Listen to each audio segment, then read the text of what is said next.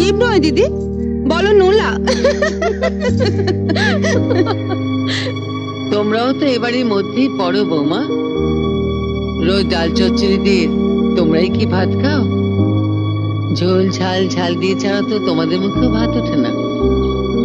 আর যাদের নোলা নিয়ে এত তোমরা হাসাহাসি করছো তারা তোমাদেরই আপনজন।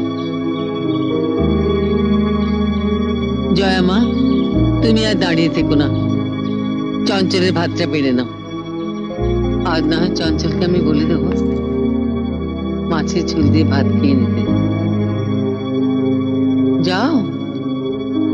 রান্নাঘরে সবাই মিলে ঢুকলে ধাক্কাধাক্কি হবে, তাই দাদাদের খাবারটা বাড়া হয়ে যাক,